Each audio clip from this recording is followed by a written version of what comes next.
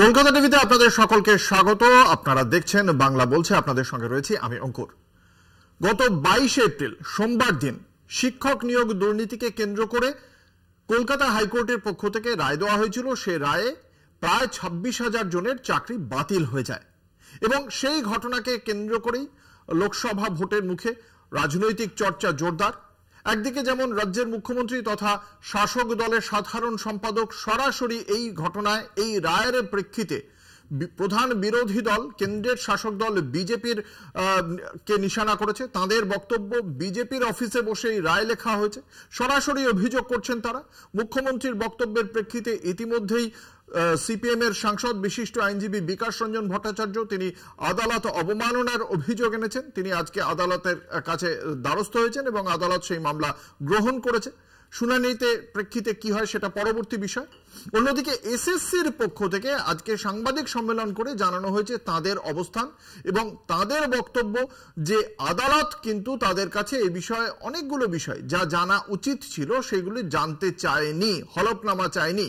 আজ তৃণমূল কংগ্রেসের পক্ষ থেকেও একটি সাংবাদিক সম্মেলন করা হয়, সেখানেও রাজ্যের শিক্ষামন্ত্রী ব্রাত্য বসু এবং তৃণমূল কংগ্রেসের ভারপ্রাপ্ত সম্পাদক কুণাল ঘোষ তারা বেশ কিছু প্রশ্ন উত্থাপন করেছেন এবং তাদের যে প্রশ্নগুলো সেই প্রশ্নগুলোই আমরা দর্শকদের সামনে একে একে রাখবো।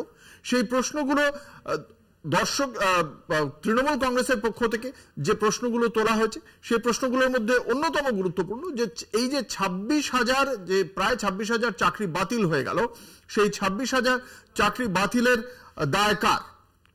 এক নম্বর প্রশ্ন যে 26,000 চাকরি বাতিলের দায় কার, এই প্রথম প্রশ্ন তোলা হয়েছে তৃণমূল কংগ্রেসের পক্ষ থেকে। দ্বিতীয় যে প্রশ্ন তোলা হয়েছে অত্যন্ত গুরুত্বপূর্ণ যে অযোগ্যদের যে তালিকা, সেই তালিকা দেওয়ার পরেও কেন পুরো প্যানেল বাতিল হয়ে গেল। অযোগ্যদের একটা সংখ্যাও বলা হয়েছে আজ এসএসসির পক্ষ থেকে 5,300 এবং সেই তালিকাও তুলে দেওয়া হয়েছিল আদালতের কাছে। তারপরেও প্রায় 26,000 জনের যে প্যানেল, সেই প্যানেল পুরোপুরিভাবে বাতিল হয়ে গেছে। এখানেই প্রশ্ন যে কেন তাহলে পুরো প্যানেলটাকে বাতিল করছে আদালত। আসবো তৃতীয় প্রশ্নে এবং এই তৃতীয় প্রশ্নে যেটা বলা হয়েছে যে সুপার নিউমেরিক পোস্টকে কেন্দ্র করে এত আলোচনা, তা নিয়ে আদালত কেন রাজ্যের কাছে একটা হলফনামা চাইল না, যে এই বিষয়ে কি অবস্থান, সেই বিষয়টি নিয়ে কেন একটা হলফনামা চাওয়া হলো না আদালতের পক্ষ থেকে। আসবো চতুর্থ প্রশ্নে। চতুর্থ প্রশ্নে বলা হয়েছে যে ওএমআর শিট 1 বছর সংরক্ষিত রাখার সিদ্ধান্ত, এই সিদ্ধান্তটা কিন্তু রাজ্য সরকারের। সেই সিদ্ধান্তে ভুল কোথায়? কারণ 2016তে যে পরীক্ষা হয়েছে, তারপরে 2017তে সেই ওএমআর শিট নষ্ট করে ফেলা হয়েছিল, তাহলে সেখানে এসএসসি কেন ভুল করেছে, এই ভুলটা কোথায়, সেই প্রশ্নও আজকে তোলা হয়েছে। আসবো পরবর্তী প্রশ্নে। যে প্রশ্নে বলা হয়েছে যে নতুন বিজ্ঞপ্তি প্রকাশ পেলে চাকরিহারাদের কর্মজীবনের ভবিষ্যৎ কি। এই যে এত এত মানুষ যারা যোগ্য বলে অনেকেই দাবি করছেন, এদের মধ্যে এই পুরো প্যানেলটা যদি বাতিল হয়, তারপরে যদি আবার নতুন বিজ্ঞপ্তি প্রকাশ পায়, তাহলে এদের কর্মজীবনের ভবিষ্যৎটা কি দাঁড়াবে? খুব গুরুত্বপূর্ণ প্রশ্ন। আসবো শেষ প্রশ্নে, অত্যন্ত গুরুত্বপূর্ণ প্রশ্ন। বিজেপির যে বোমা হুঁশিয়ারি এবং আদালতের যায় রায়, এর মধ্যেই কোনো যোগসূত্র আছে? আপনাদের সকলেরই মনে রয়েছে গত শনিবার দিন বিরোধী দলনেতা শুভেন্দু অধিকারী বলেছিলেন যে সোমবার দিন একটা বোমা ফাটবে। সোমবার দিন কি দেখা গেল? সোমবার দিন এই প্রায় 26,000 জনের প্যানেলটি বাতিল করে দেয় কলকাতা হাইকোর্ট। এবং আজকেও গতকালও আমরা দেখেছি বিজেপির ওন্দার বিধায়ক অমরনাথ শাখা তিনি আবার বলছেন 30 এপ্রিল 59,000 জনের চাকরি বাতিল হয়ে যেতে পারে। ফলে সেই জায়গা থেকে এটা প্রশ্ন উঠছে যে তাহলে এই দুটোর মধ্যে কি কোনো যোগসূত্র রয়েছে? এই প্রত্যেকটি প্রশ্নেরই জবাব আজকে আমরা খুঁজবো এই বাংলা বলছেন মঞ্চে। আপনাদের সঙ্গে রয়েছি আমি অঙ্কুর, আমাদের সঙ্গে রয়েছেন রাজনৈতিক দলের মুখপাত্ররা। আমি দর্শকদের সঙ্গে তাদের পরিচয় করিয়ে দেব। আমাদের সঙ্গে রয়েছেন ডক্টর প্রদীপ্ত মুখোপাধ্যায়, তৃণমূল কংগ্রেসের মুখপাত্র ডক্টর প্রদীপ্ত মুখোপাধ্যায়। রয়েছেন শক্তি মৈত্র, প্রদেশ কংগ্রেসের মুখপাত্র শক্তি মৈত্র। রয়েছেন মানব লাহা, সিপিএম এর মুখপাত্র মানব লাহা। আমরা এই আলোচনায় যাব এবং এই যে প্রশ্নগুলো উঠছে সেই প্রশ্নগুলো ওঠার প্রেক্ষিতে আজকে দুপক্ষের রাজনৈতিক বেশ কিছু মন্তব্য রয়েছে, বিবৃতি রয়েছে, সেই নিয়ে সার্বিকভাবে আমরা শুনে নেব আজ সারাদিনে এই সংক্রান্ত বিষয়ে রাজনৈতিক দলগুলি কে কি বলেছে। রবিবার আগামী সপ্তাহ শুরু হতে চলেছে। আপনারা দেখবেন, আমি বলবো না বিস্তারিত, আগামী সপ্তাহের শুরুতে এমন একটা বোম পড়বে, তৃণমূল দেশামাল হয়ে যাবে। নিশ্চিন্ত থাকুন।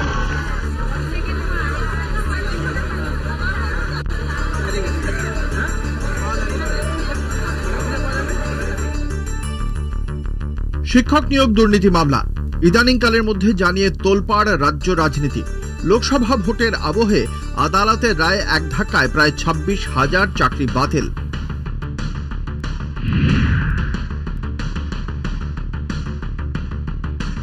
এর মধ্যে প্রায় 19,000 চাকরিহারা আজ অনিশ্চিত ভবিষ্যতের মুখোমুখি। মে মাস থেকে তাদের বেতন কি বন্ধ হয়ে যাবে?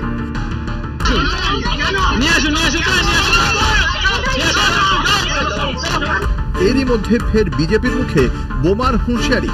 শুভেন্দু অধিকারীর পর ওন্দার বিধায়কের কথায় ফের চাকরি বাতিলের জোরালো জল্পনা। আবার এই দেখুন 30 তারিখ আসছে, আরো 59,000 লোকের চাকরি যাবে সময়ের অপেক্ষা। আবার এই দেখুন 30 তারিখ আসছে, আরো 59,000 লোকের চাকরি যাবে সময়ের অপেক্ষা। সত্যিই কি 30শে এপ্রিল আদালতের রায় ফের চাকরি বাতিল হবে? তৃণমূলের পেছনে ক্রনোলজির গন্ধ পাচ্ছে, ষড়যন্ত্রের গন্ধ পাচ্ছে। আগামী রায় দেখা যায় যে সত্যি আবার চাকরি যাচ্ছে, তাহলে ধরে নিতে হবে বিজেপির পার্টি অফিস থেকে অর্ডারটা টাইপ হয়ে এসছে, সেটা লিক আউট হয়েছে বলেই তাদের এমএলএ আগাম বক্তৃতা করছে। যারা চাকরি বেঁচেছে সেই সংখ্যা যেটা আছে, সমস্ত বেচা চাকরি, সেই চাকরিগুলো সমস্ত বাতিল হবে। 26,000 বাতিল হয়েছে।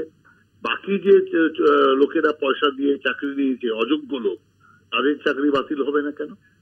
অতএব কোন কথাটা ভুল বলেছে? চাকরি বাতিলের বিরোধীরা শাসক তৃণমূলের বিরুদ্ধে একাধিক প্রশ্ন ছুঁড়ে দিয়েছে। বিরোধীদের প্রশ্নবান, স্কুল সার্ভিস কমিশন কেন অযোগ্যদের তালিকা জমা করেনি? সুপার নিউমারিক পদ তৈরি করে আসলে কি দুর্নীতিকে আড়াল? কেন মন্ত্রিসভার সদস্যদের জিজ্ঞাসাবাদ করা হবে না? তবে কি প্যানেল বাতিলের নির্দেশের পেছনে এসএসসির গাফিলতি দায়ী? কমিশন কি অযোগ্যদের তালিকা আদালতে জমা করেনি? অনারেবল স্পেশাল বেঞ্চ যেটা বলেছেন যে কোঅপারেশন পাননি, যাতে কিনা তিনি সেগ্রিগেট করতে পারেন from the tainted from the untainted, যোগ্য এবং অযোগ্যদের বিভাজনটা তিনি করতে পারেন। সেটা দুর্ভাগ্য। মহামান্য আদালতের কাছে আমরা 3 বার এফিডেভিট দিয়ে আমরা 5,000-এর বেশি ক্যান্ডিডেটের আমরা কিন্তু তথ্য দিয়েছি। রাজ্য মন্ত্রিসভার ভূমিকা নিয়েও প্রশ্ন উঠেছে।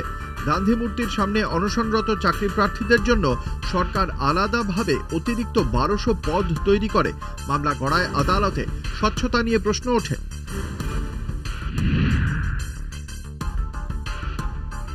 এই রায়ে অভিজিৎ গঙ্গোপাধ্যায় খুব পরিষ্কার করে বলেন, ওই সুপার নিউমারি পোস্ট থেকে একটি চাকরি একজন ক্যান্ডিডেটকে দেয়া হোক। তার মানে সুপার নিউমারি পোস্ট বৈধ কি অবৈধ তার বিচার আগে থেকেই বিচারপতি করছেন। একই সঙ্গে তিনি বলছেন যে এটা দুর্বৃত্তদের এবং দুর্নীতিগ্রস্তদের আড়াল করার চেষ্টা। একই সঙ্গে তিনি নিজে ও সুপার নিউমারি পোস্ট থেকে তিনি চাকরি দিচ্ছেন। সুপার নিউমারি পোস্ট থেকে কেন উনি চাকরি দেওয়ার কথা বললেন? আমরা তো বলছি পুরো ব্যবস্থাটাই একটা লুট। যোগ্য অযোগ্যটা আজকের দিনে প্রতিষ্ঠা কে করতে পারে? যারা পুরোপুরি এই পরীক্ষাটা নিয়েছিলেন তারা। তো তারা যদি সেটাকে পাবলিক ডোমেনে না আনতে পারেন, তারা যদি তাদের কোনো সাপোর্টিভ ডকুমেন্ট জমা দিতে না পারেন, তাহলে তার জন্য তো অন্য কেউ দায়ী নয়। এই জটিল পরিস্থিতিতে সব পক্ষ তাকিয়ে সুপ্রিম কোর্টের দিকে। যোগ্যরা কি চাকরি ফিরে পাবেন? বেতন কি বন্ধ হয়ে যাবে? নতুন করে বিজ্ঞপ্তি দিয়ে নতুন করে নিয়োগ করা হবে? সেক্ষেত্রে 40 বয়স যাঁদের, সেই সব চাকরিহারাদের ভবিষ্যৎ কি? প্রশ্ন অনেক। কলকাতা টিভি। এই অনেক প্রশ্নের জবাব খোঁজার চেষ্টা করব এই বাংলা বলছের মঞ্চে। আমাদের সঙ্গে রয়েছেন বিশিষ্ট অতিথিরা। আমি আরো একজন বিশিষ্ট অতিথি ইতিমধ্যেই যোগ দিয়েছেন আমাদের এই আলোচনায়। আমাদের সঙ্গে যোগ দিয়েছেন বিজেপি মুখপাত্র প্রীতম দত্ত। প্রীতম, আপনাকে কলকাতা টিভির পক্ষ থেকে স্বাগত জানাই। আমরা এদের বক্তব্য অবশ্যই শুনবো, কিন্তু তার আগে একটা ছোট্ট বিজ্ঞাপনী বিরতি, সঙ্গে থাকুন।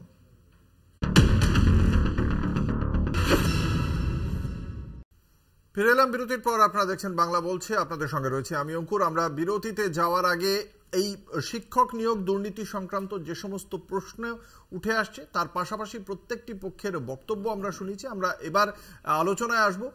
প্রথমে আসব বিরোধী রাজনৈতিক দলগুলোর কাছে, এবং সেক্ষেত্রে কংগ্রেস এবং সিপিএম, বিজেপি, এবং তারপরে অবশ্যই শাসক দলের বক্তব্য শুনবো। আমি প্রথমে আসবো কংগ্রেস, শক্তি মৈত্র। এই শিক্ষক নিয়োগ দুর্নীতি নিয়ে অঙ্কুর কিছু না হলো গত 2 বছর ধরে আমরা বহু আলোচনা করেছি, এবং সর্বশেষ কলকাতার উচ্চ আদালত সেটার সিলমোহর দিয়েছে। এসএসসি স্কুল সার্ভিস কমিশনে আজকে উনি একটা বাইট দিয়েছেন, বলেছেন যে আমরা 3 বার হলফনামা দিয়েছি এবং আমরা বলেছি যে কতজন আমরা অনিয়মভাবে ঢুকেছি। মানে অলরেডি মানে তারা স্বীকার করে নিয়েছেন যে 5000 সামথিং, 5300 সামথিং বেনিয়মে ঢুকেছে। তা প্রথম কথা যেটা সবার প্রথম, যে আমি জাতীয় কংগ্রেসের পক্ষ থেকে যেটা বলতে চাই, যে শিক্ষা হচ্ছে যে কোনো জাতির মেরুদণ্ড, আগামী প্রজন্মের একটা দিশারি। সেইখানে যদি এই রকম দুর্নীতি হয়, এবং সর্বোপরি আজকে আমাদের অনারেবল চিফ মিনিস্টার এবং যাকে সেনাপতি বলা হয়, তিনি এমন এমন কথা বলছেন যে কথাগুলো সুমুটো তার এগেনস্টে একটা কেস হতে পারে। কি বলেছেন? যে আপনারা ক্রিকেটে যেমন ম্যাচ ফিক্সিং দেখেন, এখানেও ভার্ডিক্ট ফিক্সিং হচ্ছে, যেটা অত্যন্ত, মানে আমি জানি না কি ভাষায় কেন উনি এটা বললেন। মমতা বন্দ্যোপাধ্যায় আবার বললেন যে মিদনাপুরের গদ্দার। মিদনাপুর মাটিটা কার? সতীশ সামন্ত থেকে শুরু করে অজয় মুখোপাধ্যায় থেকে শুরু করে আজ গদ্দার বলতে শুভেন্দু অধিকারী। আরে 2020 সাল পর্যন্ত শুভেন্দু অধিকারী আমাদের অনারেবল চিফ মিনিস্টারের নয়নের মণি ছিলেন। আজকে সেই জায়গায় দাঁড়িয়ে এক খোঁচায় প্রায় 26,000, মানে অ্যাপ্রোপ্রিয়েট নাম্বারটা হচ্ছে 25,793 সেই জায়গায় আমি বলছি যে এই দায়টা অবশ্যই সরকারকে নিতে হবে। দেখুন, প্রথমে একটা কথা বলবো, শস্যের মধ্যে ভূত থাকলে আপনি তো আর ভূত ছাড়াতে পারবেন না। 2 নম্বর কথা যেটা, সেটা হলো যে আমরা বামপন্থীরা প্রথম থেকে বলে এসেছি, শিক্ষক কেন এ রাজ্যে যা যা নিয়োগ হয়েছে সবকিছু দুর্নীতির মধ্যে জড়িয়ে আছে। এই 2016 তো, এরপরে 2014 প্রাইমারি টেট, সেটাও আসবে প্রশ্ন একের পর এক। আমরা এ রাজ্যে শিক্ষামন্ত্রীর মুখে এই মন্তব্য শুনতে দেখেছি যে আমার মন্ত্রিসভা আছে, আমার হাতে পদ আছে, আমি কাকে চাকরি দেবো, আমার দলের কর্মীদের চাকরি দেবো, তাতে কার কি যায় আসে। রাজ্যের শিক্ষামন্ত্রীর এই মন্তব্য আমরা শুনেছি। অন্যদিকে কোনো না কোনোভাবে মুখ্যমন্ত্রী প্রতিবার যে মন্তব্য করছেন, কোথাও গিয়ে দাঁড়িয়ে উনি প্রত্যক্ষভাবে হোক পরোক্ষভাবে হোক স্বীকার করছেন যে শিক্ষা ব্যবস্থায় নিয়োগে দুর্নীতি হয়েছে। উনি কিন্তু স্বীকার করে নিয়েছে।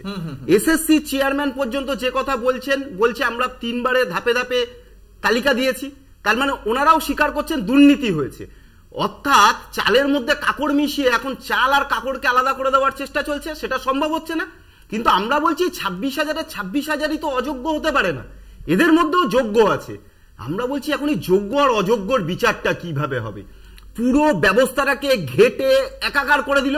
এখন এই মানুষগুলো, এই এতজন যুবক যুবতী যারা কাজ হারালো, দিশাহীন ভাবে রাজ্যে ছোটাছুটি করছে, যদি এদের মধ্যে একজনকে আত্মহত্যা করে, একদমই রাজ্য সরকারের। আমরা আসবো এই আলোচনায়, বিজেপির বক্তব্য অবশ্যই শুনবো। একটা ছোট্ট বিজ্ঞাপনী বিরতির পর ফিরে আসছি, সঙ্গে থাকুন।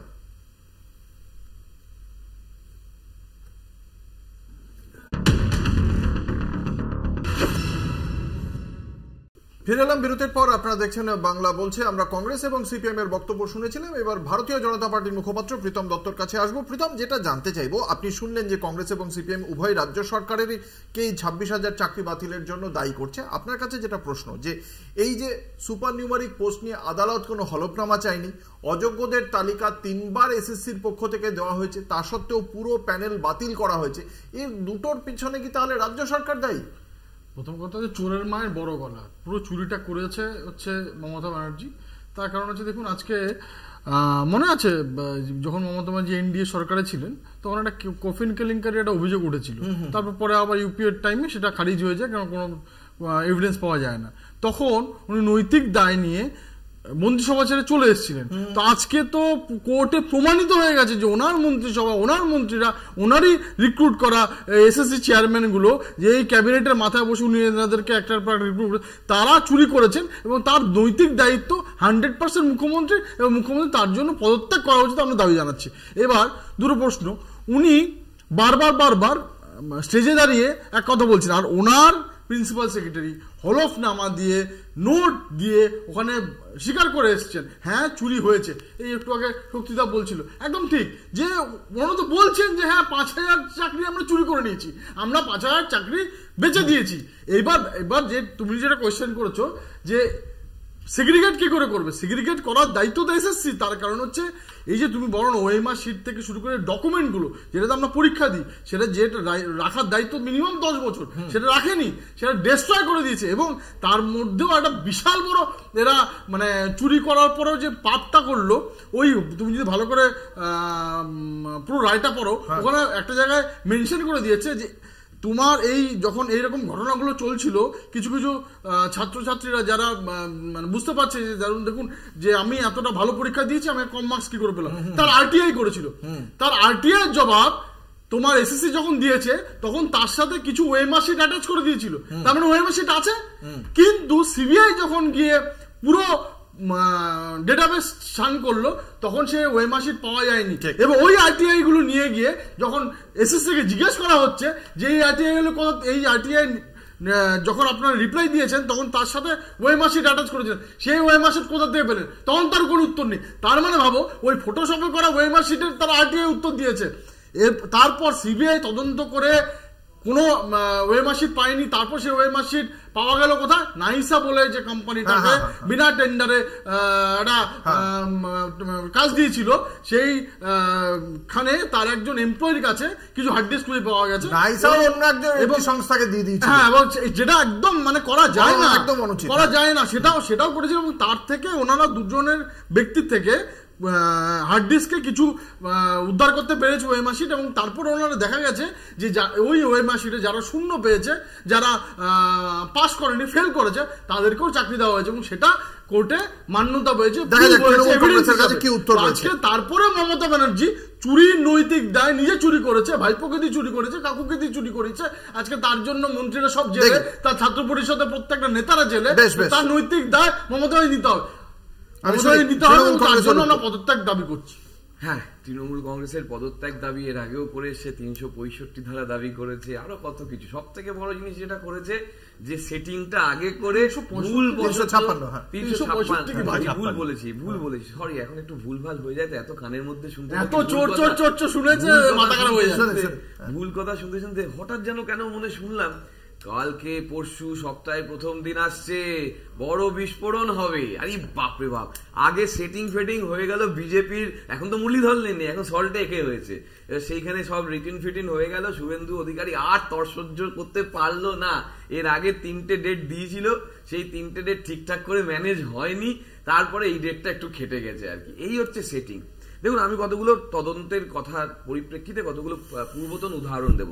পূর্বতন উদাহরণ নাম্বার 1, 34,000 চাকরি খারিজ। না 34,000 হবে না, 33,500, না হবে না, 32,300 কত, না সরি 32,000 শেষমেশ ক্যান্সেল করলো 32,000 চাকরি। কে? গত বছর মে মাসে মহামান্য প্রাক্তন বিচারপতি, বর্তমানে তমলুকের বিজেপি প্রার্থী, যিনি বিজেপির সঙ্গে দীর্ঘদিন ধরে যোগাযোগ রেখেছেন, জাত গোক্রও নয়, কি সব গোক্র ফোক্র কি সব বলেন আর কি, তিনি খারিজ করেছিলেন সেই চাকরি তারপর স্টে নিয়ে সেটা এখনো চাকরিটা আছে।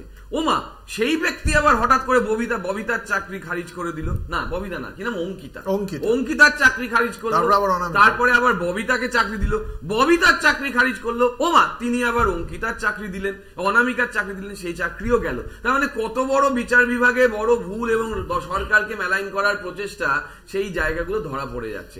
তারপরে কি হলো, যে মানবিকতার খাতিরে সোমাকে চাকরি দেওয়া হলো, আমরা খুব সমর্থন করেছিলাম যে মানবিকতার খাতিরে দেওয়া হলো। কোন জায়গা থেকে দেওয়া হলো? সুপার নিউমেরিক পোস্ট থেকে দেওয়া হলো। ব্রাত্যদা আজকেও বলেছেন। তাহলে সুপার নিউমেরিক পোস্ট নিয়ে বিজেপি এত মাতামাতি করছে, আচ্ছা কি বলবে সিপিএম? ওই যে 2200 চাকরি, সেই 2200 চাকরি যেটা 93-96 এর ডিবেট 2013 সালে সরিয়ে দিল কে? জাস্টিস ট্যান্ডন যদি সরিয়ে দিতে পারে সেই 2200 চাকরি, তারা এখনো চাকরি করছে কি করে? কোন সুপার নিউমেরিক পোস্টের মাধ্যমে? সেটা দেখবে না। আচ্ছা সিপিএম কি বলবে? এই হাওড়া হুগলি জেলায় 400-300 চাকরি হলো, এইদিকে দক্ষিণ 24 পরগনায় 900-র কাছাকাছি চাকরি হলো বা 700-র কাছাকাছি চাকরি হলো, সব তো এই সময়ে হলো। তাহলে সেটা কি বলবে? সেটা কোন পোস্টের মাধ্যমে হলো?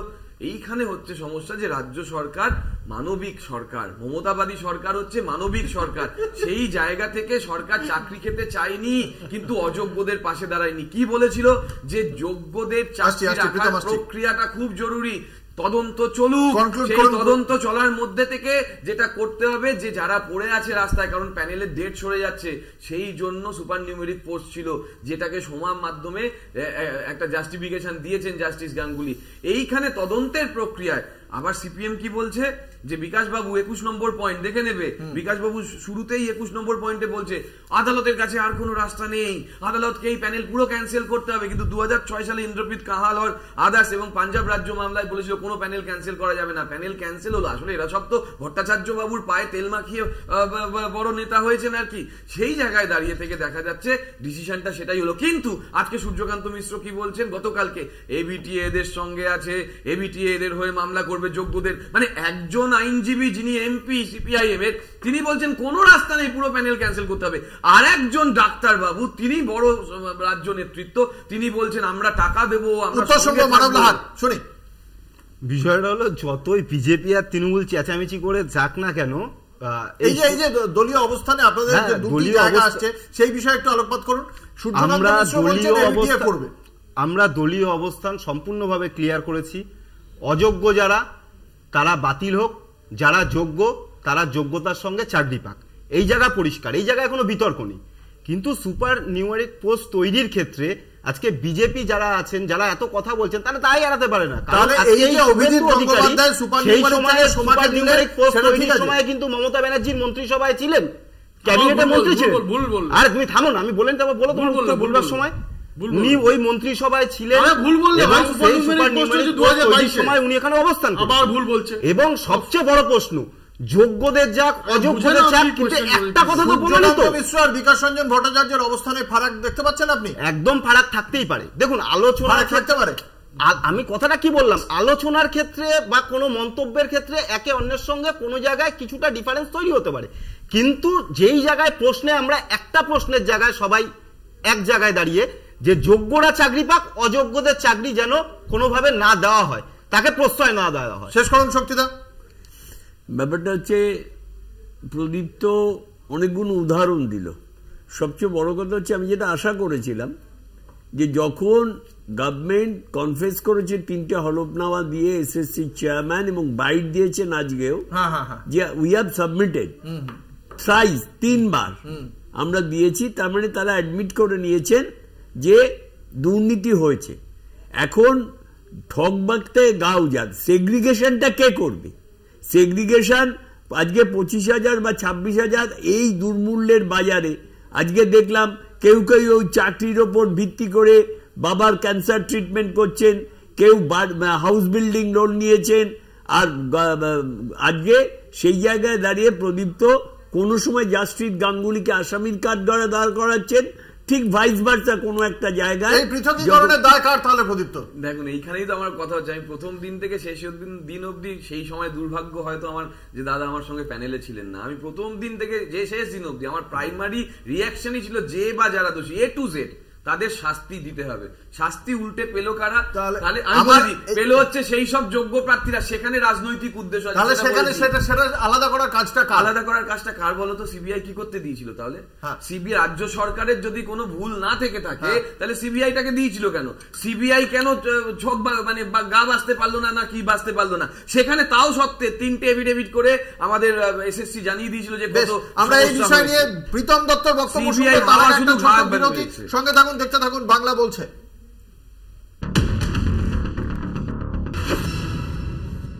ফিরে এলাম বিরতির পর, আপনারা দেখছেন বাংলা বলছে, আপনাদের সঙ্গে রয়েছে আমি অঙ্কুর। তৃণমূল কংগ্রেসের বক্তব্য আমরা শুনিয়েছি, আসবো বিজেপির কাছে। প্রীতম দত্ত। না, আমি অবাক হয়ে যাই, মানে এই প্রদীপ তো সব ঠিক আছে কিন্তু আজকে দেখুন মমতা ব্যানার্জির গভর্নমেন্ট, এই গভর্নমেন্টের মাথা উনি বসে রয়েছে, সেই গভর্নমেন্ট হলফনামা দিয়ে স্বীকার করছে যে হ্যাঁ চুরি হয়েছে, এবং তার মন্ত্রিসভার মন্ত্রীরা একে একে জেলে গেছেন। মমতা ব্যানার্জি ক্যাবিনেটে পাশ করে এসএসসি চেয়ারম্যান যাকে বানিয়েছিলেন তিনিও জেলে গেছেন, এবং এই কুন্তলের আমরা আপনাদের সূত্রের মাধ্যমে যেসব খবর টবর নিউজ চ্যানেলে দেখায় আমরা শুনেছি যে কুন্তল টাকা তুলে নন্দীগ্রামে সেই টাকা নাকি ইলেকশনে খরচা করেছেন। তো তার দায় এই যে মমতা ব্যানার্জি যে একটা দশকের পর দশক এই দুর্নীতি করে প্রায় 2 দশক আমাদের শিক্ষার থেকে যে পুরো বাচ্চাদের পিছিয়ে দিলেন, বাচ্চাদের যে আজকে উনি বাচ্চাদের সাথে ধোকাধড়ি করলেন, যে আর যারা শূন্য খাতা জমা দিয়ে চাকরি করলেন তারাও যে এই দুর্নীতিটা করলেন, তার দায় কি মমতা ব্যানার্জি নেবেন না? এর আগে তো উনি সততার প্রতীক বলতেন, হাওয়াই ছড়ি চারিদিকে ঘুরে বেড়াতো, সেটা পুজো হতো। তো উনি সেই নৈতিক দায়টা কেন নিচ্ছেন না? কেন বলছেন না যে হ্যাঁ চুরি হয়েছে এবং তার দায় আমার, আমি আবার মানুষের কাছে যাবো, যেরকম উনি বলেছিলেন নারদার সময় যে আমি যদি জানতাম আমি তোদের টিকিট দিতাম না, আমি দরকার হলে তোমাদের বাড়িতে গিয়ে বাসন মেরে দেবো। তো উনি আজকে সেই দায়টা নিয়ে পদত্যাগ করলে তো বুঝবো না উনি এই দায়ের সাথে নেই। কিন্তু আমরা তো আজকে জানি যে যেহেতু কুণাল ঘোষের মতো লোকটি ওইখানে বসে বলেন এবং বলেন এই সারদার দায়ের, এই সারদার সমস্ত টাকা পয়সা তার বেনিফিশিয়ারি মমতা ব্যানার্জি, আর তিনি আজকে তৃণমূল কংগ্রেসের মুখপাত্র হয়ে গেছেন, জেনারেল সেক্রেটারি হয়ে গেছেন, তার মানে তার এটা সত্যতা প্রমাণিত হয়েছে যে মমতা ব্যানার্জি এই যত দুর্নীতি চলেছে, সেই রিক্রুটমেন্ট স্ক্যাম হোক, আজকে রেশন স্ক্যাম থেকে শুরু করে যত, তার মাথায় উনি বসে, তার কারণ হচ্ছে ওনারই সরকার স্বীকার করে নিচ্ছে হ্যাঁ চুরি হয়েছে, চোর ধরা পড়েছে এবং চোররা জেলে আছে এবং তা প্রমাণিত। আর ওনারই সরকার কয়েকদিন আগে আবার আমরা দেখলাম দার্জিলিং এ রিক্রুটার স্ক্যামে ওনারই দলের প্রেসিডেন্ট, তার ভাইস প্রেসিডেন্ট, ছাত্র, যারা বাচ্চা ছেলেরা আজকে রাজনীতি করতে এসেছে,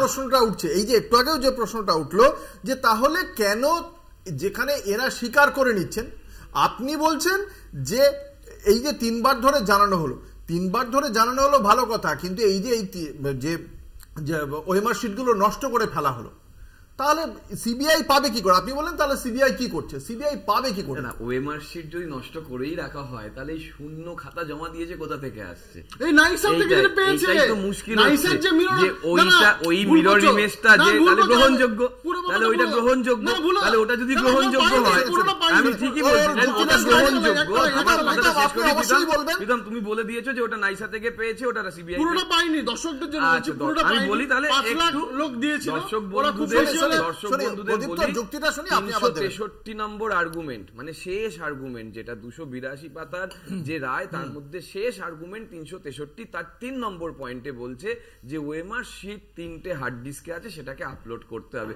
কোথাও বলা নেই সেটা পূর্ণ নয়, কোথাও বলা নেই সেটা পূর্ণ নয়। আর দ্বিতীয় কথা হচ্ছে যে আমরা যোগ্য অযোগ্যদের বাছাই করেছি, সেটা তো আমরা দাবি করেছি বারংবার, এবং এটা শুধু নয়, আজকে কিছুদিন আগে শেষ করে দিই যে তার আগে যখন কোর্টের মধ্যে সওয়াল জবাব চলছিল তখন জাস্টিস কিন্তু বলেছিলেন যে আমাদের কাছে 3টে রাস্তা ওপেন আছে, কেন থার্ড রাস্তাটা নেওয়া হলো?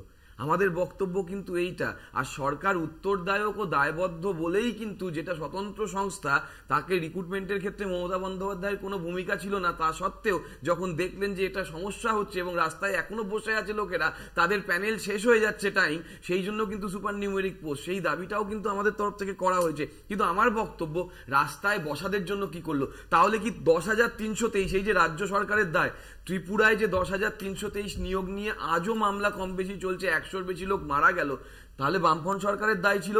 বিজেপি তাদের ইস্তেহারে বললো যে 10,003 এলে আমরা সরকারের সেই 10,323 ঠিক করে দেবো, তাহলে তাদের দায় সেটা রইল। ব্যাপম কেলেঙ্কারি থেকে খাদ্য কেলেঙ্কারি রাজ্য সরকারের দায় ছিল, কিন্তু পদত্যাগ করেনি। শুধু তাই নয়, রাফায়েল যখন হলো তখনও তো তারা তদন্তের জন্য অপেক্ষা করলো। ঠিক সেইভাবেই আমরা বলছি যে আমাদের মূল যুক্তিটা যে মানুষের কাছে, মানা না কেন বোঝাতে যাবো? তোমার যুক্তি দিয়ে তুমি বোঝাও না। পরিষ্কার কথা, শুভেন্দু অধিকারী আগে জানলো কি করে? একটা কথা বলো, শুভেন্দু অধিকারী আগে জানলো কি করে? শুভেন্দু অধিকারীকে তোমরা শুভেন্দু অধিকারী চুরি করেনি, শুভেন্দু অধিকারী চুরি করেনি তো, শুভেন্দু অধিকারী চুরি করেনি তো।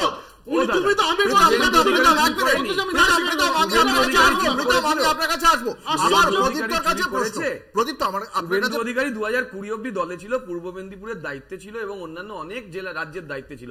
তাহলে শুভেন্দু অধিকারী কি চুরি করেছে? আমরা তো ডকুমেন্ট দিয়ে দেখি। আমি এটাই জানতে চাই। প্রদীপ, আপনার কাছে আমার প্রশ্ন, মমতা বন্দ্যোপাধ্যায় বলছেন, আপনি নয় বা সাধারণ কোন তৃণমূল কংগ্রেসের কর্মী নন, তিনি সরাসরি বলছেন পুরুলিয়ায় কে টাকা নিয়ে চাকরি দিয়েছিল, গদ্দার বলে উনি বলছেন যে তিনি জানেন। তাহলে পুরুলিয়ায় যে এরকম ভাবে হয়েছিল বিষয়টা মুখ্যমন্ত্রী জানেন, সেই সময় শুভেন্দু অধিকারী তার মন্ত্রিসভায় ছিল, পদক্ষেপ হয়নি কেন? পদক্ষেপ কি কি হয়েছে কি কি হয়নি কোর্টে তো দেওয়া হয়েছে। আমরা তো সোশ্যাল মিডিয়াতেও পোস্ট করেছি, পলিটিক্যালি দেখিয়ে দিয়েছি কোথা থেকে কিভাবে কি হয়েছে। তারপরে আমরা যদি খারাপ দল হই, মেনে নাও তোমরা যদি খারাপ দল হয়েছে, এই যে বলছে চোর দল এনা তেনা, আমি মানছি আপাত ভাবে, তাহলে বিজেপি কি সেই চোর দলের অন্যতম? বিজেপি তো এর আগেও তো যিনি মুখে বলেছেন 62 জনকে আমি চাকরি দিয়েছি, তাহলে কত বিশ্বজিৎ, আমি বিজেপিকে আমাদের দায়িত্ব হচ্ছে বিজেপি ধোয়া তুলসী পাতা বুঝেছি। আমি তোমার গলার সঙ্গে মেলাতে পারছি না, আমার গলাটা একটু খারাপ, কিন্তু তোমার কথা তো আমি অযৌক্তিক বলছি না।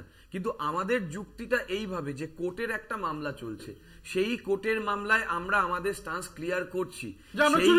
আরে বাবা, চুরি করেছি প্রমাণ করুক না। আবারও বলছি, পার্থবাবুর ঘরে পার্থবাবু, আরে বাবা ব্যাপম কেলেঙ্কারিতে তাহলে তোমরা কি করেছো বলো? ব্যাপম কেলেঙ্কারি তোমরা কি করেছো? ওই যে কি হয়েছে, কি সমস্যা তোমার? তোমার মন্ত্রী আগে থেকে জানলো কি করে? এলওপি মন্ত্রীর সমান, এলওপি জানলো কি করে যে ওই রায় বেরোচ্ছে? অভিজিৎ গাঙ্গুলিকে দলে নিলে কেন? এখানে একটা গুরুত্বপূর্ণ প্রশ্ন এই প্রদীপ্তর কথার সঙ্গে আমি প্রীতমের কাছে আমার প্রশ্ন, এই যে অমরনাথ শাখা আজকে বলছেন 30 এপ্রিল 59,000 জনের চাকরি যাবে, এরকম একটা কথা বলেন কি করে? প্রথমত যেন চাকরি গেলে তিনি খুশি হন, এরকম একটা ব্যাপার। দ্বিতীয়ত 30 এপ্রিল 59,000 জনের চাকরি যাবে, এটা যদি এখন একটা বিচারাধীন বিষয় হয়, এটা বিজেপি বলে দিচ্ছে একজন বিধায়ক। একটু আগে আমার ভাই বামফ্রন্টের ও বলছিল যে এর পরে আসবে 2014 টেট, মানে কি? আজকে তুমি আমাদের না, তুমি যে কোনো বাচ্চা ছেলেকে জিজ্ঞেস করছো তৃণমূল চুরি করে হচ্ছে কি করে ভাই? তুমি যখন বলে, আমি তোমার মতো চিৎকার করি, শুধু ধরিয়ে দিই আমি তোমার। সুতরাং আজকে পরের সপ্তাহে সবাই এরা চাকরি বিক্রি করেছে, সবাই সবকিছু জানে, তো সবাই চাকরি বিক্রি করেছে, ও তো শুভেন্দু অধিকারী ফলোয়ার বিক্রি করেছে, সেই চাকরিটা শুভেন্দু অধিকারী ফলোয়ার, সেই শুভেন্দু অধিকারীকে ফলো করে বলেছে, যারা কিনেছে তাদেরও যাবে, যারা দিয়েছে তারাও যাবে। বলতে পারেন অমরনাথ শাখা, এটা বলতে পারেন না? না, অমরনাথ শাখা কেন? আমিও তো বলছি যে যারা চাকরি বিক্রি করেছে তাদের সবার চাকরি যাবে।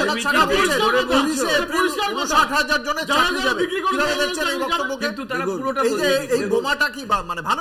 না না না, কখনোই যে কথাটা একজন পাবলিক ইলেক্টেড মানুষ পাবলিক ডায়াসে দাঁড়িয়ে বলছেন, এটা কখনোই মেনে নেওয়া যায় না।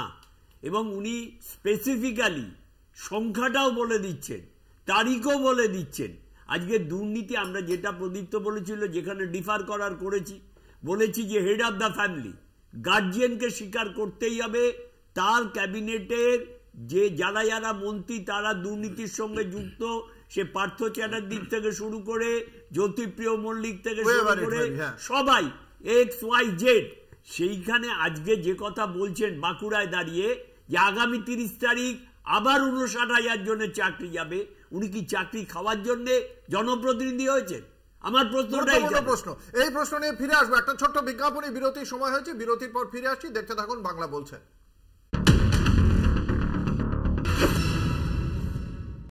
ফিরে এলাম বিরতির পর, আপনারা দেখছেন বাংলা বলছে, আপনাদের সঙ্গে রয়েছে আমি অঙ্কুর। আমরা এই পরিস্থিতিতে আজকে রাজ্যের মুখ্যমন্ত্রী মমতা বন্দ্যোপাধ্যায় তাঁর নির্বাচনী জনসভায় তিনি আজকেও আক্রমণ করেছেন প্রাক্তন বিচারপতি তথা বর্তমানে বিজেপির প্রার্থী অভিজিৎ গঙ্গোপাধ্যায়কে। কি বলেছেন মমতা বন্দ্যোপাধ্যায় আমরা একবার শোনাবো দর্শকদের।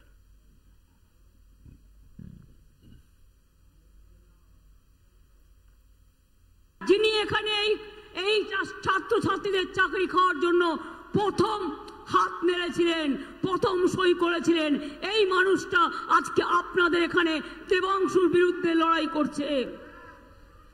আগামী দিন ওনার কাছ থেকে বিচার পাবেন? কোন বিচার পাবেন? বিচারকের উনি হচ্ছেন, কি বলবো, ভাষা আসছে না। আগে প্রথমে নিজের লজ্জাটা ঢাকুন।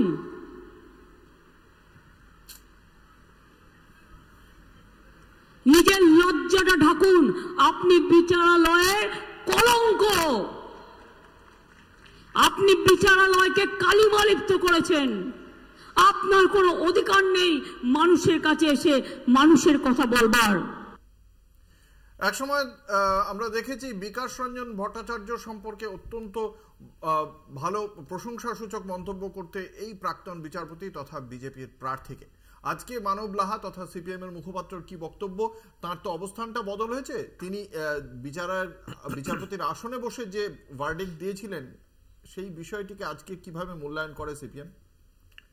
দেখুন, এটা মূল্যায়ন করার তো প্রশ্ন নয়। প্রশ্নটা হচ্ছে যে আমাদের রাজ্যের মাননীয় মুখ্যমন্ত্রীর মুখ থেকে বহুবার বহু রকমের মন্তব্য শোনা গেছে এ রাজ্যে দুর্নীতি হয়েছে, এটা হচ্ছে সবচেয়ে বড় কথা। 2 নম্বর কথা হচ্ছে পূর্ব মেদিনীপুর, পুরুলিয়া, মেদিনীপুর অঞ্চলে যেসব চাকরিগুলো বিক্রি হয়েছিল সেই সময়ে শুভেন্দুবাবু কি নাকে তেল দিয়ে ঘুমাচ্ছিলেন? উনি একবারের জন্য প্রতিবাদ করেনি? তাহলে যেসব অযোগ্য ছেলেমেয়েরা সেই সময়ে চাকরি কিনলো, মুখ্যমন্ত্রী তো বলছেন শুভেন্দু অধিকারীও টাকা নিয়েছেন। আমি উত্তরটাই আসছি। তো সেই সময় যেসব অযোগ্য ছেলেমেয়েরা চাকরি কিনলো, তাহলে আজকে তারা কোথায় যাবে তাদের বিচার চাইতে? শান্তিনিকেতনের বাড়িতে না শান্তিকুঞ্জের বাড়িতে? এটা একটা বড় প্রশ্নের জায়গা দাঁড়ালো। 2 নম্বর হচ্ছে বিচার ব্যবস্থায় একটা জায়গায় একজন আইনজীবী, একজন বিচারক, তাদের মধ্যে কি সৌজন্য সাক্ষাৎকার হয়েছে, কি আলোচনা হয়েছে, এটা আমাদের জানার বিষয় নয় বা এটা আমাদের দলের কোনো বিষয় নয়, এটা তাদের একান্ত ব্যক্তিগত। কিন্তু যখন মানুষের সমস্যার প্রশ্নে দাঁড়িয়ে আসছে, আমরা বারবার বলছি আমরা সেই পথেই হাঁটবো যে পথে প্রত্যেকটা ছাত্র যুব তারা চাকরির পথে হাঁটতে পারবে। আর 2 নম্বর একটা প্রদীপ্তদার একটা ছোট্ট কথার উত্তর দিই। প্রদীপ্তদা বলছিল যে সমস্যায় তো শুধু এরা পড়লো যারা দীর্ঘদিন ধরে, 1000 দিন ধরে যারা রাস্তায় বসে আছে চাকরির জন্য। আজকে প্রদীপ্তদা উত্তর দেবে নিশ্চয়ই যে 1000 দিন ধরে যারা চাকরিতে বসে আছে আজকে তাদের কথা আপনার মনে পড়ছে। তাহলে আপনার মুখ্যমন্ত্রী এতদিনের মধ্যে একদিনও এই চাকরি প্রার্থী যারা, যোগ্য চাকরি প্রার্থী যারা কলকাতার রাজপথে বসে থাকলো, তাদের সঙ্গে একবারের জন্য দেখা করতে যেতে পারলেন না কেন? আর অন্যদিকে কুণাল ঘোষ, আগে কথায় কথায় দেখবেন জায়গায় জায়গায় বলতে শোনা যেত যত দোষ নন্দ ঘোষ, আর আজকে তৃণমূলের লোকজন বলছেন যে যত দোষ কুণাল ঘোষ। এই কুণাল বাবুকেও উত্তর দিতে হবে, কারণ এই কুণাল বাবু তো দুর্নীতিগ্রস্ত, জেলে ছিলেন, জেলের গাড়িতে চড়তে চড়তে চিল্লে বলেছিলেন। বিজেপির বোমা হুঁশিয়ারি আর আদালতের রায়ের মধ্যে কোনো যোগসূত্র পাচ্ছে সিপিএম? দেখুন, বিজেপির বোমা হুঁশিয়ারির কথা যদি আপনি বলেন তাহলে আমি একটা ছোট্ট কথা বলি। সেটা হলো শুভেন্দু অধিকারী তৃণমূলের রন্ধ্র রন্ধ্রকে চেনেন এবং প্রত্যেকটা দুর্নীতির সঙ্গে যুক্ত উনি জানেন, তাই সঠিকভাবে সঠিক জায়গা শুভেন্দু অধিকারী বলতে পারছে। তাই বিজেপি তাকে ছেড়ে রেখে তাকে দিয়ে এই জায়গায় পৌঁছে নিজেদের সরকার তৈরি করতে চাইছে। আর 2 নম্বর কথা, আদালতের রায় তো আছে, আমরা কি আদালত বিজেপির দ্বারা পরিচালিত বা বিজেপির দ্বারা প্রভাবিত? কোথাও তো কম বেশি হচ্ছে, কারণ আপনি তো অস্বীকার করতে পারবেন এই যে বিশ্বজিৎ কুন্ডু কাল্লার বিধায়ক, তৃণমূলের ছিল, এখন বিজেপিতে, বলছে আমার পরিবারে 2 জনকে চাকরি দিয়েছি, আমি আরো 62 জনকে চাকরি দিয়েছি। অর্থাৎ সেই সময় 2014 সালে উনি চাকরি দিয়েছেন, উনি স্বীকার করছে যে সেই সময় দুর্নীতি হয়েছে। আর আজকে বিজেপিতে গিয়ে ওয়াশিং মেশিন বিজেপিকে জানিয়ে দিচ্ছে আমি দিয়ে এসেছিলাম, তাই উনি ছাড় পেয়ে গেল, আর বাকি সবাই দোষী। এইরকম বিচারিতা চলতে পারে না। যারা দোষী তাদের প্রত্যেককে গ্রেফতার করতে হবে। তার মানে বিজেপির দ্বারা আদালত প্রভাবিত? একদম প্রভাবিত হচ্ছে। তার মানে তৃণমূল কংগ্রেসের বক্তব্যই আপনারা একই কথা বলছেন। তৃণমূল কংগ্রেসের সঙ্গে এক কথা বলছেন অর্ডার ফিক্সিং। আজকে অভিষেক বন্দ্যোপাধ্যায়ের বিষয়ে কি বলেছেন আমরা একবার শোনাবো। আবার অভিষেক বন্দ্যোপাধ্যায় কি বলেছেন আমরা আসছি, আমি আসছি মানব লাহার কাছে আসছি, অভিষেক বন্দ্যোপাধ্যায়ের বক্তব্যটা একবার শোনাবো। আজকে প্রতিশোধ নেওয়ার জন্য এই যে হাইকোর্টের অর্ডার, তার রন্ধে রন্ধে বিজেপি স্ট্যাম্প রয়েছে। বিজেপি যেভাবে 4 জন দুর্নীতি করলে 100 দিনের টাকা আটকে দেয়, সেইভাবেই একদম ঠিক 4 জন প্যানেলের বাইরে বা কিছু লোক প্যানেলের বাইরে চাকরি পেয়েছে বলে গোটা প্যানেলটা বাতিল করেছে। অ্যারেস্ট হবে না, দুর্ভাগ্যজনক, বেদনাদায়ক। এই ভূভারতে আমরা কোথাও দেখিনি। কলকাতা হাইকোর্ট যেভাবে কলকাতা হাইকোর্টের একাংশ বিজেপির সাথে যোগসাযোগে রয়েছে এবং তাদের কথায় বিচার ব্যবস্থা প্রভাবিত হয়ে রায় দিচ্ছে, কেন শুভেন্দু অধিকারীর বিরুদ্ধে ব্যবস্থা হবে না? উনি বলেছিলেন বিস্ফোরণ করব। সোমবার দিন 2টো জিনিস হয়েছে। এক, আমাকে একজন হামলা করতে এসেছিল, রেকি করে গেছিল, তিনি অ্যারেস্ট হয়েছে। আর দ্বিতীয়, কলকাতা হাইকোর্ট অর্ডার দিয়ে পুরো প্যানেল ক্যান্সেল করেছে। তাহলে বিস্ফোরণ দুটোর মধ্যে একটা। ওই যে আমরা আগে বলতাম যে বলে বলে গোল দেবো, ছোটবেলায় বলতাম না, ম্যাচ ফিক্সিং আপনারা দেখেছেন? যারা বেটিং করে বলে পরের বলে ছক্কা হবে, তাই হয়। কেউ বলে পরের বলে আউট হবে, তাই হয়। কেউ বলে পরের বলে একটা ইয়র্কার দেবে, তাই হয়। এগুলো হচ্ছে অর্ডার ফিক্সিং, দুর্ভাগ্যজনক। Court fixing. আগে আমরা বেটিং শুনতাম, এখন বেটিং এর নতুন মাত্রা অ্যাড করছে কলকাতা হাইকোর্টের একাংশ। বিজেপির লোকেরা বেটিং করছে, আর সেই বেটিং এর চক্র, সেই বেটিং এর দোসর হিসেবে কাজ করছে কিছু বিচার ব্যবস্থার বিচারকের আসনে থাকা বিচারপতিরা। এক্ষুনি তো আপনি কথাই বললেন যে আদালত বিজেপির দ্বারা প্রভাবিত। আজকে অভিষেক বন্দ্যোপাধ্যায়ের বক্তব্যের প্রতিধ্বনি শুনতে পাচ্ছি সিপিএম এর মুখে। না, এইবার দেখো অঙ্কুরদা, তোমার কথা তো আমার মুখে বসিয়ে দিলে চলবে না। আমি কিন্তু এই কথাটা বলেছেন কি বলেননি? একদম বলেছি, কিন্তু আমি কিসের ভিত্তিতে বলেছি? আমি বলছি তৃণমূলের দুর্নীতিগ্রস্ত 29 জন নেতা নেত্রী এখনো জেলে আছে, একদম ভালো কাজ করেছেন, কিন্তু প্রভাবিত মানে আমি অভিষেক বন্দ্যোপাধ্যায়ের কথা বলছি। প্রভাবিত আমি যেটা বলতে চেয়েছি, আমি যেটা পরিষ্কারভাবে বলছি, যে আমি বলছি দুর্নীতির সঙ্গে যারা যুক্ত তাদের প্রত্যেককে গ্রেফতার করতে হবে, কেউ যেন ছাড় না। আপনি কোনটা বললেন যে আপনি বলেছেন এই শব্দবন্ধ বিজেপির দ্বারা আদালত প্রভাবিত, তাহলে কোন প্রেক্ষিতে আপনি বলেছেন সেটা বলুন। আমি প্রভাবিত কথা যদি এইখানে যদি আপনি যদি সেই কথা বলেন, আমি কিন্তু একবারের জন্য বলিনি যে বিজেপির দ্বারা আদালত প্রভাবিত। আমি বলছি বিজেপি যে কথাগুলো বলছে আদালতের বিচারক সেই কথাগুলোই এক কথা বলছে, কিন্তু প্রশ্নটা হলো বিজেপি বলছে আদালতের বলছে একই কথা মিলছে, কথা বলেছেন দর্শকরাও শুনেছেন। ইউটিউবে আপনি আবার দেখে নেবেন, আমাদের চ্যানেলে প্রত্যেকটি প্রোগ্রামে ইউটিউবে যান, আপনি দেখে নেবেন আপনি কথা বলেছেন কি দুর্নীতিগ্রস্ত নেতাদেরকেই অ্যারেস্ট করতে হবে বিজেপির কাছে। প্রীতম দত্ত, কিভাবে দেখছেন সিপিএম এর বক্তব্যকে? না, সিপিএম কি বলেছে না বলেছে শূন্য পাওয়া পার্টি, তা নিয়ে মানুষের মাথা ব্যথা নেই, আমাদের তো মাথা ব্যথা একদমই নেই। কথাটা হচ্ছে যে আজকে আমি অভিষেক বন্দ্যোপাধ্যায়ের বক্তব্য নিয়ে মাথা ব্যথা আছে, আপনারা আপনাদের দলের দিকে সরাসরি আঙুল তুলছে যে অর্ডার ফিক্সিং হচ্ছে। আপনার চ্যানেলের মাধ্যমে ইমিডিয়েট তোমরা 4000 সিট পাবে তো। শুনি শেষ করুন ও প্রীতম, শেষ করুন। কেন আমরা আমাদের একজন আমাদেরই এখন দলে আছেন, উনিও আজকে পাঠিয়েছেন এবং আমরা আপনাদের এই চ্যানেলের মাধ্যমে ইমিডিয়েটলি বিচারকদের দৃষ্টি আকর্ষণ করছি যে উনি আর ওনার পিসি আর ওনার ভাইপো দুজন মিলে কিভাবে, যে দেখুন আজকে না এটা আমরা সিনেমার ডায়লগ বলুন, আমরা কোথায় কোথায় বলি, দেখবেন যে I will see you on court, মানে আজকে সব চলে যাক, ভারতবর্ষের গণতন্ত্রের উপর, এই স্তম্ভের উপর ভারতবর্ষের অগাধ বিশ্বাস, সেই বিশ্বাসের উপর বারবার যারা আনকনস্টিটিউশনাল কাজ করে, যার শপথ নিয়ে আজকে কেউ মুখ্যমন্ত্রী হয়েছেন, কেউ এমপি হয়েছেন, সেটাকে বারবার আঘাত করে, যখনই অত্যন্ত দুর্ভাগ্যজনকভাবে অবশ্যই এটা স্মরণ করাবো, এই ভারতীয় জনতা পার্টির শাসনের সময় সুপ্রিম কোর্টের বিচারপতিরা বাইরে বেরিয়ে এসে একটি সাংবাদিক সম্মেলন করে এই বিষয়ে বক্তব্য রেখেছিলেন। আমরা এই আলোচনায় থাকবো, আমরা প্রীতম দত্তের বক্তব্য অবশ্যই শোনালাম দর্শকদের। একটা ছোট্ট বিজ্ঞাপনী বিরতির পর ফিরে আসছি, সঙ্গে থাকুন। ফিরে এলাম বিরতির পর, আপনারা দেখছেন বাংলা বলছে, এবং এই বাংলা বলছেতে আজকে আমরা যে যে প্রশ্নের উত্তর খুঁজছিলাম সেই প্রশ্নগুলো সামনে রাখা হয়েছে, কিন্তু আদতে শেষ পর্যন্ত সুপ্রিম কোর্ট কি জবাব দেয় সেদিকে আমাদের তাকিয়ে থাকতে হবে। কারণ এই যে এত মানুষ যারা যোগ্য, তাদের বয়স পার হয়ে গেলে তাদের কি হবে? 40 বছর 32 বছর বয়সে যারা কাজ শুরু করেছেন, 8 বছর পার হয়ে গিয়েছে, 2016 বিষয়, তারা এখন 40-এ দাঁড়িয়ে রয়েছেন, তাদের যদি বয়সটা চলে যায় তাহলে তাদের ক্ষেত্রে কি হবে? তাদের কর্মজীবনের ভবিষ্যৎ কি হবে? একগুচ্ছ প্রশ্ন রয়েছে। সেই প্রশ্নের উত্তর কিভাবে পাবেন তারা? রাজ্য সরকারের পক্ষ থেকে শ্রম আইনের কথা মাথায় রেখে এপ্রিল মাসের যে বেতন, সেই বেতন দেওয়া হবে বলেই এখনো পর্যন্ত আমরা নবান্ন সূত্রে জানতে পারছি। ফলে সেদিক থেকে হয়তো এই মাসটার একটা টাকাটা পাবেন যারা চাকরি করছিলেন। বাকি অবশ্যই তাদের একটা চিন্তা থাকবে যতক্ষণ না এই রায় কোনো স্থগিতাদেশ দিচ্ছে বা অন্য কোনো চিন্তা ভাবনা করছেন সুপ্রিম কোর্ট। এই রায়টাকে সামনে নিয়েই কিন্তু আগামীকাল দ্বিতীয় দফার নির্বাচনে নামছে রাজনৈতিক দলগুলো। লোকসভা নির্বাচনে আগামীকাল নির্বাচন, যেখানে এ রাজ্যের দার্জিলিং, রায়গঞ্জ, বালুরঘাটে ভোট রয়েছে, ভারতীয় জনতা পার্টির কেন্দ্র। ফলে এই নির্বাচনে সেটা কতটা বেশি কাঁটা খোঁচা দেবে তৃণমূল কংগ্রেসকে? তৃণমূল কি মনে করে? প্রদীপ্ত মুখোপাধ্যায়। তৃণমূল এটা মনে করে যে সেটিংটা শুধু কোর্টে হয়নি, সেটিংটা আবার বাইরেও হয়েছে। ভিক্টরের সঙ্গে তোমার হচ্ছে আরএসএস এর কি সেটিং এখন পুরো সব জায়গায় ঘুরে বেড়াচ্ছে।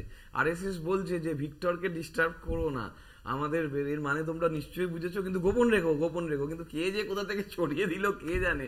আসলে জাস্টিস নিয়ে যখন তোমরা কথা বলো, তোমরা পরপর দেখেছো বিশ্বাসের ভিত্তিতে ওখানে মনে হচ্ছে ওখানে জিনিসটা আছে, তারপরে তাকে দেখা গেল যে তিনি রাজ্যসভায় চলে গেলেন। এরকম কংগ্রেসেরও অনেক লোকজন গেছে, সেটা অসুবিধা নেই, কিন্তু ওরকম রায় দিয়ে যায়নি।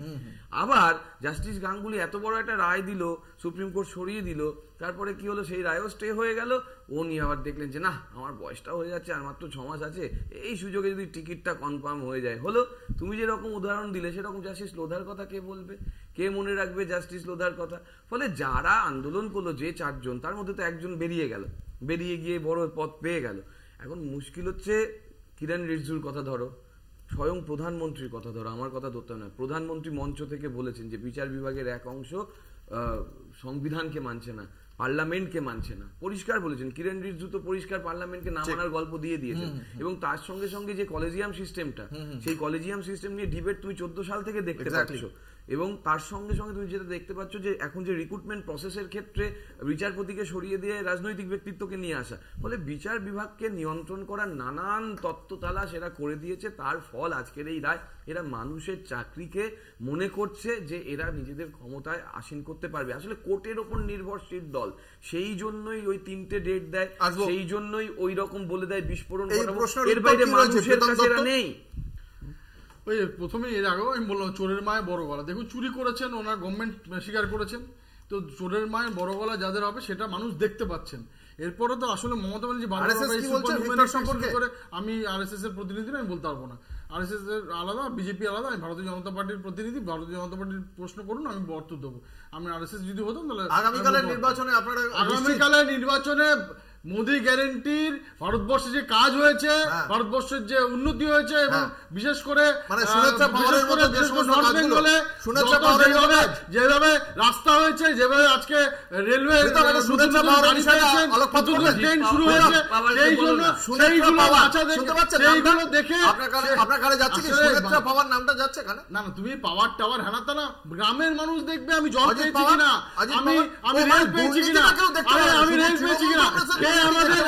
আমাদের ছেলেমেয়েরা যারা বিদেশে বিপদে পড়লে কে নিয়ে আসবে, তার কথা ভেবে মানুষ ভোট দেবে। মানুষ ভারতীয় জনতা পার্টি বিপুল ভোটে জয় করবে। আমি শক্তি মৈত্রের কাছে আসবো। সুনেত্রা পাওয়ারের আমরা যেমন দেখলাম ঠিক একই রকম ভাবে দেখতে পাচ্ছি রাহুল গান্ধী বলছেন যে বিজয়া মোদির সঙ্গে কথা বলেন, অথচ মানে এত ভালো সম্পর্ক, সেই জন্য বিজয়কে গ্রেপ্তার করছে না। এটাই কি ইন্ডিজোটের ব্যাপার স্যাপার নাকি? দেখো, তার আগে আমি একটা কথা শুধু এক লাইন বলে দিই। অভিষেক ব্যানার্জি আজকে মঞ্চে দাঁড়িয়ে যে কথাটা বলেছেন, তার জন্য সুমোটো একটা মানে পিএলআই করা অবশ্যই উচিত। আমি বলি, আমাকে বলি, ঠিক আছে, অরুণাভ ঘোষ সম্বন্ধে অভিষেক ব্যানার্জি, ঠিক আছে, আমার বক্তব্য হচ্ছে রাহুল গান্ধী সম্পর্কে আলোকপাত করুন, সময় বিশেষ নেই। আচ্ছা, রাহুল গান্ধী সম্পর্কে আমি একনট বলি। রাহুল গান্ধী বলেছেন যে এই নির্বাচনটা আমার কাছে শুধু নির্বাচনে জয়লাভের জন্য নয়, আমি 4টে ইয়ের উপর দাঁড়িয়ে এই নির্বাচনে ভারতবর্ষের এই প্রান্ত থেকে ও প্রান্তে দৌড়েছি, এবং নির্বাচনের যারা বলছে 400 পার, তারা যে কোন জায়গায় গিয়ে না সেটা নয়, শুধু সেটা নয়, তিনি এটাও বলেছেন পিনারাই বিজয়নকে কেন গ্রেফতার করছে না বিজেপি সরকার। সেটা ঐক্য, শুনুন, না ঐক্য, ইন্ডিয়া জোটের ঐক্য এটা না, এটা ইন্ডিয়ার জোটের যেমন ঐক্য নয়। ডেফিনেটলি রাহুল গান্ধীর এগেনস্টে ডিরাজ আর ওয়াইফ, আজকে কেসি বেনুগোপালের এগেনস্টে যারা প্রার্থী হচ্ছে সেটা এটা দ্বিচারিতার মধ্যে। কংগ্রেস কি মনে করে বিজয়নের সঙ্গে মোদি সেটিং হয়েছে? না, এটা ব্যক্তি এই কথার উত্তর দেওয়ার মতো কংগ্রেস কি মনে করে? তাহলে কংগ্রেস কি মনে করে কেন বিজয়নকে গ্রেফতার করছে না? না, এই কথার উত্তর আমি দেওয়ার মতো সেই জায়গায় নেই। কংগ্রেস তো আমি কংগ্রেসের মুখপাত্র, এইটাই বলছি। উত্তর নেই? না না, উত্তর আছে, উত্তর আছে। এই তো বললেন আপনি। না, আমি আপনাকে বলে দিই, রাহুল গান্ধী অভীষ্ট লক্ষ্যে এগিয়ে চলেছে। তার সামনে রাহুল গান্ধী কি, আমি স্ট্রিট কর্নার নয়, আমি এখানে প্রশ্ন করে জানবো মানব লাহা সিপিএম এর কাছে কিভাবে দেখছেন রাহুল গান্ধীর অভিযোগকে? দেখুন, রাহুল গান্ধী অভিযোগ করেছেন, রাহুল গান্ধী কি বলেছেন এটা একান্ত রাহুল গান্ধীর ব্যক্তিগত মতামত, কংগ্রেসের নিজস্ব মত, এটা কংগ্রেস তার উত্তর দেবে। কংগ্রেসের ব্যক্তিগত, রাহুল গান্ধীর মতামত কংগ্রেস তার উত্তর দেবে, এই উত্তর দেওয়ার দায়িত্ব আমার তো নয়। আমি সিপিআইএমটা করি, আমি বামপন্থীদের প্রতিনিধিত্ব করি, আমি বামপন্থীদের যদি কোনো প্রশ্নের জায়গা থাকে। বিজয়ন আমাদের, হ্যাঁ বিজয়ন আপনাদের। তো বিজয়নের সম্পর্কে রাহুল গান্ধী এই বক্তব্য রাখছে। রাহুল গান্ধী বক্তব্য রাখছে, উনি যদি প্রমাণ করতে পারেন তাহলে, যদি দোষী হয় তাহলে নিশ্চয়ই শাস্তি হবে। পিনারাই বিজয়ন বলেছেন যে সিএ নিয়ে একটি আন্দোলনও করেনি কংগ্রেস, এবং সিএ নিয়ে মানে সিএ এর কেসে কংগ্রেসের কাউকে গ্রেফতারও করেনি ভারতীয় জনতা পার্টি। এটা ঐক্য? দেখুন, ঐক্যের প্রশ্নে দাঁড়িয়ে থেকে আমি আবার বলছি, এইটা একটা সমঝোতা হয়েছে যে বিজেপি সারা দেশ জুড়ে যে জনবিরোধী নীতি চলছে, প্রতিদিন ওই রাম মন্দির আমি বলছি কংগ্রেসের সঙ্গে আমরা গোটা ভারতবর্ষে একজোট হয়ে লড়াই করছি। আমরা বলতে একজোট হয়ে নমুনাটা আপনারা দেখতে পাচ্ছেন। আসবো তৃণমূল কংগ্রেসের কাছে, আমাদের সময় কম, আমি বুঝতে পেরেছি মানব। আশা করি দর্শক বুঝতে না পারলেও দর্শক আরেকবার না হয় দেখে নেবেন। আপনার কথা আমরা তো শোনাচ্ছি, সকলের কথা, আপনার কাছে বক্তব্য রাখার জায়গা দিচ্ছি। আমি তৃণমূল কংগ্রেসের কাছে আসবো। আপনি ভিক্টরের কথা বলছেন, বাকি দার্জিলিং বা এই রায়গঞ্জ, বালুরঘাট, এই তিনটে জায়গায় আপনাদের সম্ভাবনা কিরকম দেখতে পাচ্ছেন? দেখুন, বালুরঘাটে একজন যোগ্য মানুষ রয়েছেন, ব্রাত্যদা ওখানে অবজারভার হিসেবে রয়েছেন। আমাদের যা গ্রাউন্ড রিপোর্ট বলছে যে ওখানে এই গৌরবঙ্গ বিশ্ববিদ্যালয়ের যে কনভোকেশন হলো, সেখানে যা মানুষের ভিড় দেখলাম, বিশেষ করে শিক্ষক অধ্যাপক শ্রেণীর মানুষের, তাতে আমাদের কাছে দৃঢ় বিশ্বাস হয়েছে যে ওয়েবকুপা করা অধ্যাপক, গৌরবঙ্গের অধ্যাপক, আরএসএস এর মাধ্যমে যে সভাপতি হয়েছে সে এবার হারছে। ওয়েবকুপা করা 18-19 অব্দি ওয়েব কুপা করেছে, মানে তৃণমূলের যে অধ্যাপক, এই যে ধরুন এই যে যারা মানে এই যে শিক্ষক নিয়োগ যে রায় হলো, তারপরেও আপনারা এই আস্থা, দেখুন শিক্ষক নিয়োগ রায় একটা দুর্ভাগ্যের জায়গা, এবং সেখানে পরিষ্কার বোঝা যাচ্ছে বিজেপি কিভাবে চক্রান্ত করেছে। কিনা ভোটে প্রমাণ করবে না কোনটা বলুন তো? ওই যে বললো দুর্নীতিটা শুধু তৃণমূলের ক্ষেত্রে প্রযোজ্য, বাকি কংগ্রেস বা বিজেপি বা অন্য কারোর ক্ষেত্রে প্রযোজ্য। ও ভাই তো প্রমাণ করে দিয়েছে, তো স্বাভাবিকভাবেই সেটা বোঝা যাচ্ছে যে ওরা বুঝেই দিচ্ছে যে তৃণমূলের কাজটাও খুব গুরুত্বপূর্ণ, আমাদের কাছে আমাদের কাজটাও গুরুত্বপূর্ণ। কিন্তু আমাদের সব থেকে বড় কথা, আমরা অন্যকে দোষী করার আগে নিজেদের রেকটিফিকেশন করি, আমরা উত্তরদায়ক। আপনার কাছে এই যে ধরুন মানে রায়গঞ্জ কেন্দ্রে আপনারা যাকে প্রার্থী করেছেন, ইনি তো আগে ভারতীয় জনতা পার্টির থেকে তারপরে আপনাদের এখানে এসেছেন, এবং এখানে আমরা শুনতে পাচ্ছি যে আপনাদের দলের মধ্যে একাংশের যথেষ্ট ক্ষোভ রয়েছে এই ব্যক্তিকে প্রার্থী করার জন্য।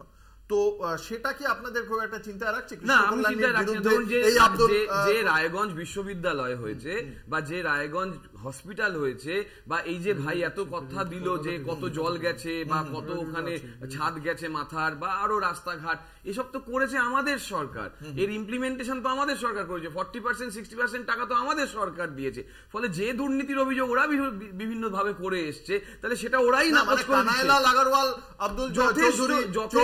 যথেষ্ট এরা একসঙ্গে কাজ করছে, যথেষ্ট পরিমাণে, এবং সেটা প্রমাণ হয়েছে বিভিন্ন।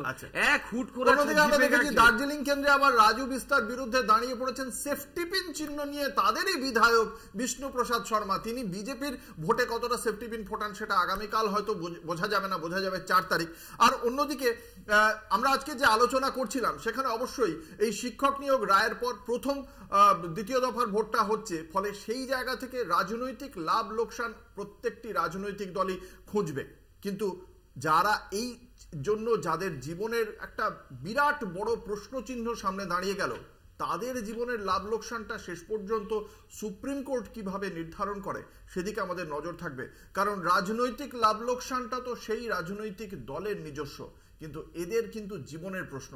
তারা কিভাবে ভোট দেবেন, এই ভোটে এই শিক্ষক নিয়োগ সংক্রান্ত রায় কতটা গুরুত্বপূর্ণ হবে সেটাও কিন্তু আমরা একটা বুঝতে পারবো, তার একটা মূল্যায়ন হবে। আমাদের সঙ্গে আজকের এই আলোচনায় উপস্থিত ছিলেন প্রীতম দত্ত, প্রদীপ্ত মুখোপাধ্যায়, শক্তি মৈত্র, মানব লাহা। আপনাদের প্রত্যেককে আপনাদের মূল্যবান মতামতের জন্য অসংখ্য ধন্যবাদ। শেষ করছি বাংলা বলছে। দেখতে থাকুন কলকাতা টিভি, রাত 3 সাথে।